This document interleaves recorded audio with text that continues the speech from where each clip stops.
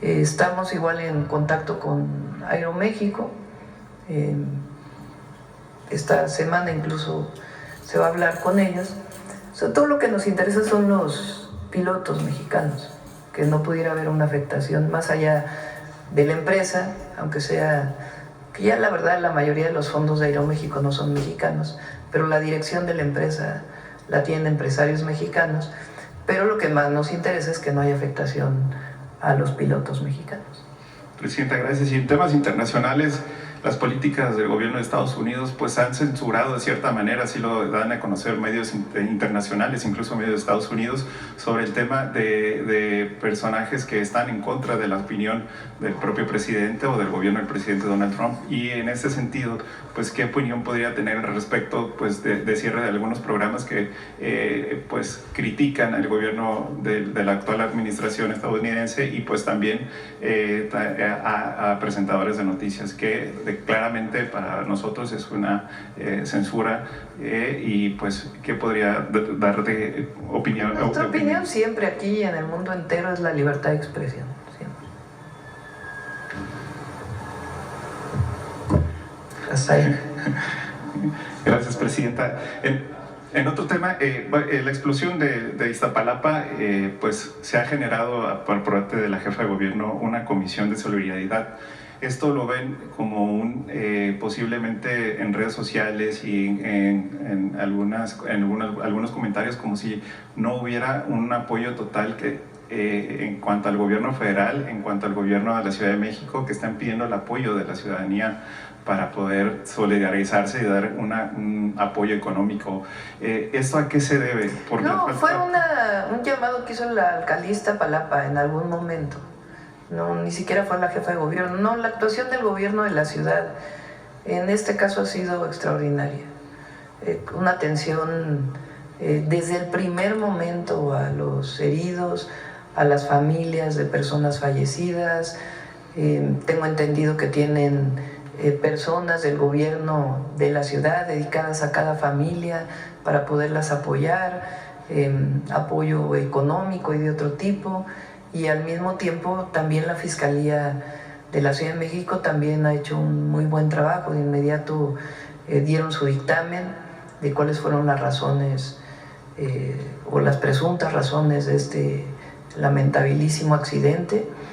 Y nosotros desde el gobierno federal apoyando en lo que se necesita. Desde el primer momento estuvimos ahí llamando a la jefa de gobierno para ver qué necesitaba, pero además Laura Velázquez estuvo ahí personalmente y los 3 titulares de las instituciones de salud han estado ahí, Alejandro Schwartz del IMSS Bienestar, Zoe Robledo del IMSS y Martí Batres del ISSSTE personalmente estuvieron atendiendo.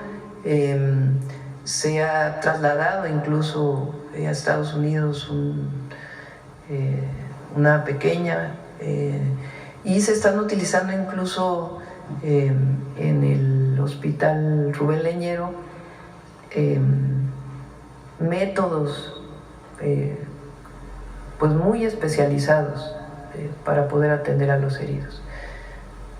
Para eso mañana que toca salud, ¿verdad, Presidenta? ¿Perdón? Mañana toca salud también. Mañana toca salud y ahí les pueden preguntar con más detalle. Excelente, sí. Muchas gracias, Presidenta. Ya en otro tema, desde marzo hay una orden de aprehensión en contra de Guillermo Fragoso Báez, líder de la USON y del sindicato 25 de marzo y 22 de octubre, que también tiene el control de otras células criminales reconocidas por la Fiscalía General del Estado de México como los Mayas y la Choquiza, cuyo líder Alejandro Guilmar, alias El Choco, pues ya está en el altiplano, Presidenta. Preguntarle si en la mesa de seguridad que encabeza usted, pues continuará pues este problema en cuanto a que a veces se han establecido o se ha dado a conocer en diferentes medios y pues que la impunidad desde hace muchos años que se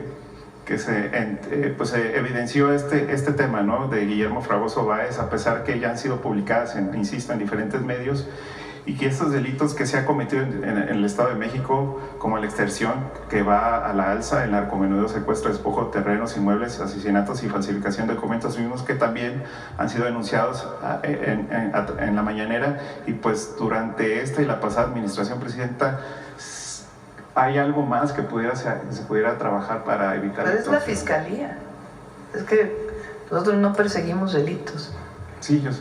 Podemos denunciar y dar seguimiento, y en particular en los temas de seguridad, pues somos coadyuvantes del Ministerio Público en la detención de presuntos delincuentes. Pero en casos como este, pues ahí es la Fiscalía quien tiene que determinar. Gracias, Presidenta. La transformación avanza y pregunto cuándo nos visitará Baja California Sur y en dónde. Próximo fin de semana vamos a todos los estados que nos faltan. Va a estar buena la gira. Vamos a Chihuahua, Baja California Sur. Entre semana vamos a ir a Morelos. Íbamos a ir el viernes, pero como fue el simulacro, ya no nos dio tiempo de llegar a Morelos. Entonces entre semana vamos a ir a Morelos. Luego, no esta, sino la próxima semana, ¿no? El 30 vamos a Morelos. Luego, pero este fin de semana, Chihuahua, Baja California Sur, Jalisco, Nayarit, Sinaloa y Colima. Son bastantes. Muchas gracias, Presidenta. A ver, vamos a ver el compañero del Universal. Buenos días, Presidenta. Salvador Corona del Universal. Presidenta, el día de hoy en el periódico se publicó una entrevista con el subsecretario de Conagua que menciona que hay 52,000 concesiones con Huachicol, del total más o menos 300,000 que las han utilizado para desarrollos inmobiliarios, campos de golf, parques acuáticos, incluso algunas están ligadas con políticos. ¿Cuál es la acción que están realizando desde el gobierno para detener todas estas concesiones de Huachicol de agua? Y principalmente, ¿cuál sería la sanción para este tipo de incluso empresarios o políticos que están ligados con este tipo de concesiones, Presidenta? Lo mencionó aquí Efraín Morales, el director de Conagua, cuando estuvo aquí. Nosotros tomamos la decisión cuando llegamos de ordenar las concesiones de agua. La Constitución claramente establece que el agua es un recurso natural de la nación, pero se puede concesionar. Se puede concesionar para riego agrícola, se puede concesionar para uso municipal, es decir, para el agua potable que se consume, se concesiona a municipios o estados, se puede concesionar a industrias, se puede concesionar a hoteles. Entonces, hay mecanismos para la concesión. Incluso en su momento, en la transición, lo platicamos con el presidente López Obrador. Él me dijo, no nos dio tiempo a nosotros de poner orden en todas esas concesiones. Pues platicamos como muchas otras cosas, que por cierto espero que ya salga el famoso libro. Lo platicamos de cómo era posible que había muchas concesiones que no estaban en orden. Entonces nosotros desde que llegamos tuvimos el objetivo de poner orden en las concesiones. Había 3 bases de datos. Muchos de los documentos que sustentaban las bases de datos fueron quemados en el 2019, justo cuando entró el presidente López Obrador en un incendio en la Conagua, en el último piso de la Conagua. Nunca se supo, no se pudo dictaminar si fue provocado o no ese incendio. Pero lo cierto es que muchos documentos que sustentaban esas concesiones pues ya no existen. Entonces Mauricio, que es quien da la entrevista, que está a cargo de este tema, es el que ha estado a cargo pues de poner orden. Ya prácticamente se revisaron 90% de esas concesiones. ¿Qué es lo que se ha encontrado? En algunos casos, por ejemplo, había concesiones para riego agrícola. El riego agrícola no paga derechos. Desde siempre ha sido así. Para concesionar agua, incluso por ejemplo la Ciudad de México, que recibe agua del Cutzamala, paga muchísimo de agua en bloque. Eso se va a un fideicomiso que después se regresa a obras a la Ciudad de México y al Estado de México. Pero todos los municipios pagan agua, su concesión de agua. El riego agrícola no paga agua, porque se considera pues que es para la producción de alimentos. Pero lo que pasó es que en la época de Salinas de Gortari se permitió la transición en la ley de derechos de privado a privado, sin que regrese la concesión al Estado y luego se pueda concesionar a otra persona, de acuerdo con la disponibilidad de agua, sino que los permisos se pueden decidir entre privados. Eso lleva a una situación muy grave, porque resulta que hay muchos desarrollos habitacionales en donde la concesión era de riego agrícola, no paga agua y ahora se usa para el desarrollo habitacional. Entonces, ¿qué es lo que está haciendo Conagua? A ver, vamos a visitar tu concesión, sigue siendo para riego agrícola, no es riego agrícola, pues tienes que pagar, y tienes que pagar una multa y ponerte en orden y empezar a pagar la cantidad de agua que estás utilizando. Así en varios temas. Igual está el caso de Duarte en Chihuahua, donde prácticamente, pues incluso se dinamitó una de las presas para que pudiera correr el agua, porque estaba utilizándose de manera ilegal. Entonces, nuestro objetivo es que a finales de este año ya quede esa base de datos bien establecida y seguir revisando pues todos los casos en donde hay ilegalidades. Yo no le llamaría en algunos casos huachicol de agua. Huachicol de agua sería en todo caso donde se perfora una pipa, un ducto de agua para un uso ilegal. También hay esos casos que también se han estado poniendo orden, de casos en donde se venden pipas muy caras y estos no compran el agua, sino que hacen daño en un ducto.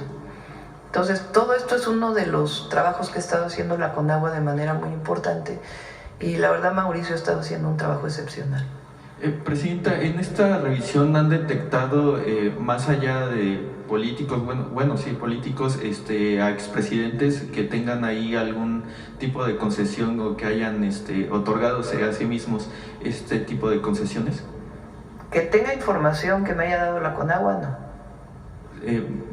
Gobernadores, exgobernadores. Exgobernadores, pues el caso de Chihuahua, y hasta ahora no me han informado de algún otro caso.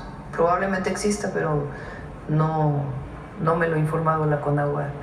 Pero hay muchos casos desde industrias hasta, sobre todo estos casos que cambian el uso, no pagan agua y es para otros usos, ¿no? Entonces, y también es importante decirlo, porque así como hay estas ilegalidades, ha habido mucha cooperación de muchísimos empresarios, industriales, agricultores, grandes agricultores o de producción de leche, por ejemplo, en donde han devuelto concesiones. O sea, por ejemplo, tenían concesionados, no sé, 1.000 millones, bueno, no estoy exagerando, 1.000 metros cúbicos, es muy poquito eso, pero supongamos 1.000 metros cúbicos que se les concesionaron y en realidad están utilizando 200. Entonces dijeron, bueno, pues vamos a regresar los 800 que no estamos utilizando para la Conagua, para que la Conagua pueda disponer para concesionar a otros usos o en todo caso para consumo humano.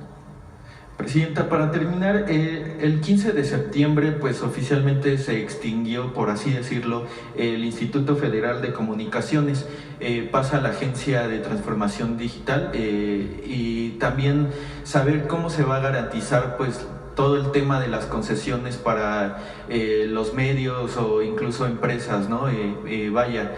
¿Cuál sería el siguiente paso para este órgano que desapareció con la ley de comunicación? Bueno. Se toman decisiones colegiadas. Al principio en la ley había quedado que era una dirección general de la agencia digital y ahora es son decisiones colegiadas que se toman, no es una sola persona quien toma una decisión. Y estoy por enviarlos al Senado mi propuesta de quienes deben conformar tanto la Comisión de Telecomunicaciones como la Comisión Antimonopolio. Espero que esta misma semana pueda enviarlo.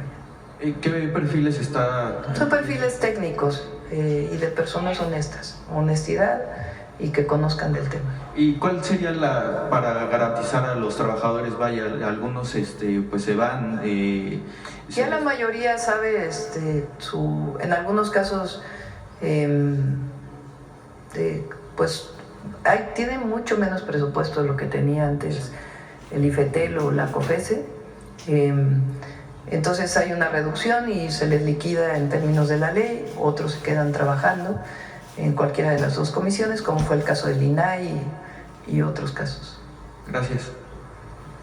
Muy bien, bueno, el último, a ver, aquí la compañera, vamos con el último, mañana damos. Gracias, Presidenta. Mañana hablamos de Dos Bocas, así que... Gracias, Presidenta.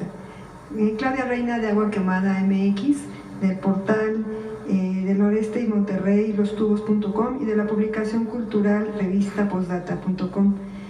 ¿Tendría la nueva reforma electoral un principio de federalismo integral como principio rector? Este principio establecería que todos los representantes en el Congreso de la Unión deben tener una vinculación territorial específica con alguna de las 32 entidades federativas, eliminando completamente la representación, entre comillas, nacional sin base territorial. Este principio responde a la naturaleza federal del Estado mexicano y busca fortalecer la función representativa del Congreso como expresión de la diversidad territorial del país. La aplicación de este principio implica que cada diputado y senador debe ser electo en una entidad federativa. Acércate más el micrófono. Sí, perdón. La aplicación de este principio implica que cada diputado y senador debe ser electo en una entidad federativa específica y debe rendir cuentas ante los ciudadanos de esa entidad. Esto fortalece la vinculación entre representantes y representados. Mejora la capacidad del Congreso para atender las necesidades específicas y las diferentes regiones del país y preserva el carácter federal de las instituciones legislativas. El principio de federalismo integral también implica que las entidades federativas deben tener garantizada una representación mínima en ambas cámaras del Congreso, independientemente de su tamaño poblacional. Esta garantía es fundamental para preservar el equilibrio federal y evitar que las entidades más pobladas dominen completamente la representación nacional. ¿Me puede dar sus comentarios, Presidenta? Pues todavía no está definida pero es evidente que tiene que haber representación de cada una de las entidades federativas. Eso es esencia, pues, de la Constitución desde el 24. Entonces, ahora, ¿cómo se haría esa representación? Pues ya es parte de la reforma, ¿no? Y está a discusión. No hay una propuesta hecha todavía. Está a discusión. Todo está a discusión, todo. Coaliciones, alianzas. Por cierto, no sé si han visto que dice el PAN que va a poner en pausa su alianza con el PRI. Dicen.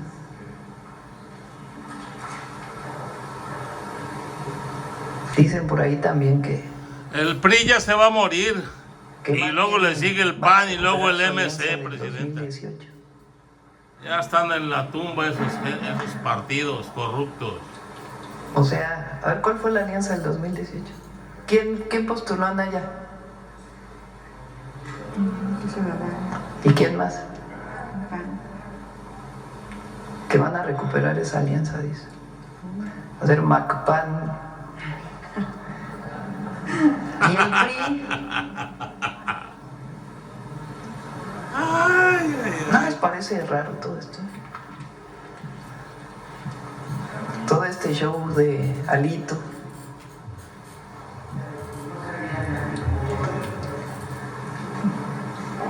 No, imagínense el cártel inmobiliario.